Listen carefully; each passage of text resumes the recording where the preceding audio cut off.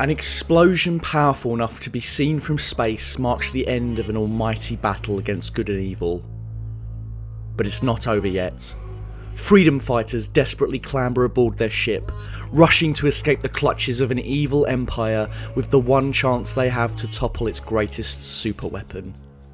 But they realise, all too late, that they are not alone.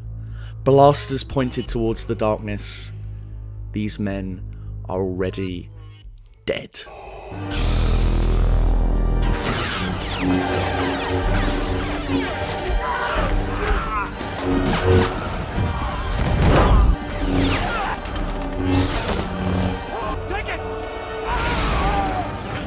Within roughly just 2 minutes, the full power of iconic Star Wars villain Darth Vader is unleashed in all his magnificent glory. Combining horrific force chokes and brutal lightsaber swings, the audience is treated to a claustrophobic, intense scene that proves how truly unstoppable the preeminent character of the saga is. The score, the tension, the lighting, the angles, it's all perfect, just utterly thrilling. It's the best scene in Rogue One. But it's also the worst, because it just shows how dire the rest of the movie is. Look, I know there's a lot of you out there that really like Rogue One, and I'm not trying to shit all over your enjoyment of it. The attachment you have to a movie is a unique experience to you, the viewer. If you did like this movie, I'm not going to tell you, actually, no you didn't, or that you're a moron for doing so. What I'm going to explain here is why, for me, it didn't work.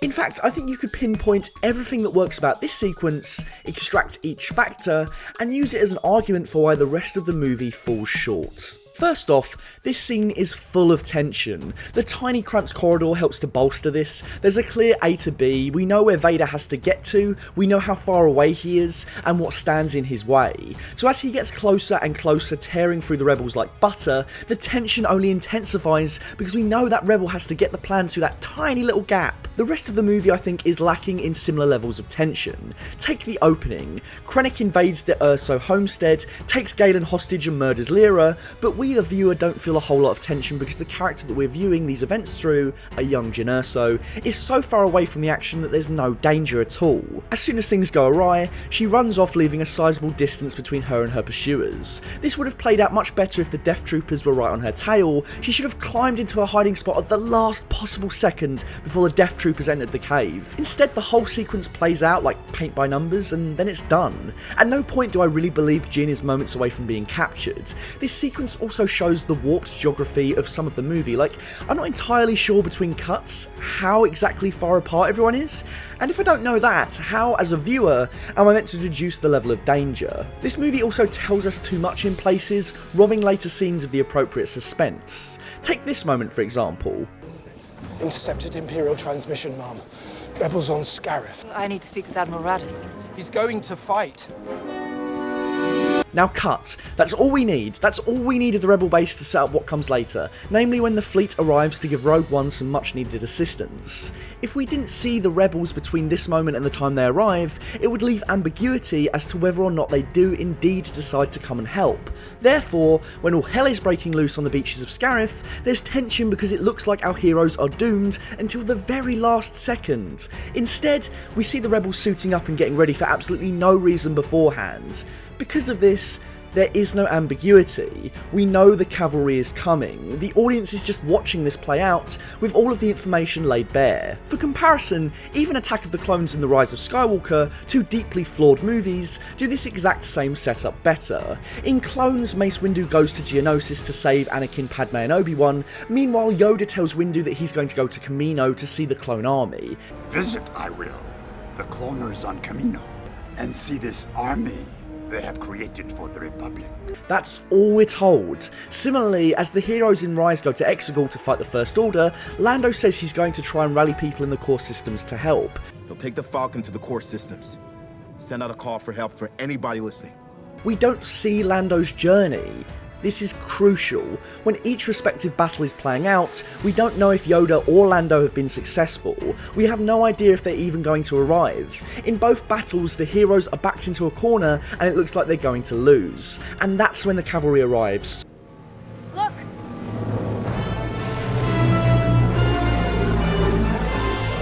But there are more of us, Poe. There are more of us. surprise, the day is saved. These moments only work because it appears all hope is lost. The audience doesn't know if there's a solution. And because of the well-executed tension in the Vader scene, I think the movie manages to conjure an attachment to these rebels even though we know literally nothing about them, not even their names. It proves that a good scenario is all you need to get your audience absorbed. You don't need to know any of these guys' backstories, why they joined the rebellion, who their mother's names are. The stress and challenge they are put under is enough. By contrast, the rest of the movie has wafer-thin characters. They're all based on broad Star Wars archetypes, have very little discernible qualities that make them unique, and spend the first 2/3 of the movie meandering about the galaxy in search of the plot. Jyn Erso seems distressed by her father's situation, and in turn Galen says he loves her and misses her, but we get next to no time with them together to see that relationship. It's all told to us. I don't get why Jyn Erso becomes so hellbent on galvanising the rebellion in the third act, because there's no impetus for her character to do so. The most memorable things about the characters are their skill sets and abilities.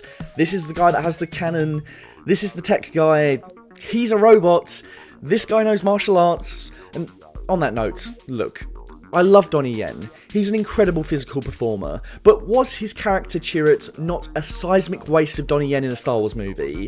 Why was he not in another movie playing a Jedi? You're telling me this wouldn't have been so much more fun with a lightsaber? In fact, you don't even need to imagine. Here you go.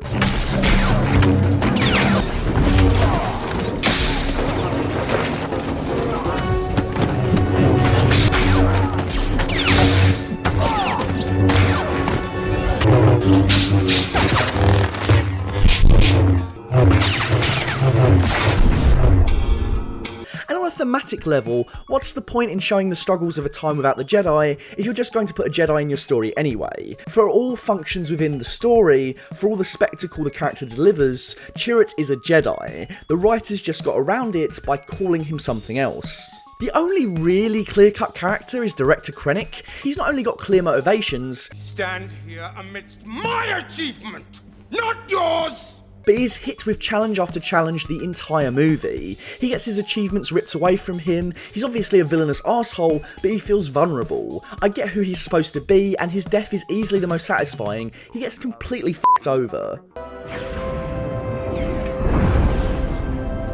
I also think this is a good way to show when, and when not, to use a legacy character in your new Star Wars movie. Vader is relatively easy to translate to the screen at virtually any time. Because he is a fully suited and masked character, pretty much anyone can fill the role if they're the right height and build. I expect you not to rest until you can assure the Emperor that Galen Erso has not compromised this weapon in any way. Luckily, James Earl Jones still has that magnificent voice to lend to the role, but even if Jones had declined, it would have been fine, honestly. Vader doesn't speak for the entirety of his most infamous scene in the movie, we have no idea who's playing him, but he's just there, isn't he?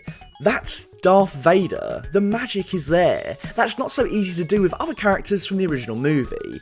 Take Grand Moff Tarkin, for example. Everyone responsible for bringing him to life, from actor Guy Henry to the incredibly talented special effects wizards at ILM, should be commended. This is the absolute gold standard for doing what they attempted, no question. But he's just not really there, is he? And no, I know he's not literally really there. I mean more, you don't see past the special effects. It's abundantly clear that his face, his expressions, were made in a computer. It doesn't really matter how good it looks, I don't get a rush from seeing him on screen the same way I do Vader, and that's because Vader is a spot-on recreation of that character. Actor Ben Mendelsohn is really acting off of a 6'5" black-clad angel of death, and it shows, versus acting off of an awkward Lemony Snicket. Come on, he looks like friggin' Lemony Snicket. Peter Cushing and Carrie Fisher are unfortunately no longer with us, but even if they were, they wouldn't look appropriate for the movie unless you went full Scorsese with this shit. And to what end? Could Vader not have filled the narrative function that Tarkin has in the version of the movie we got? Are you really going to tell me you wanted more of this? We've heard word of rumours circulating through the city. Over more of this?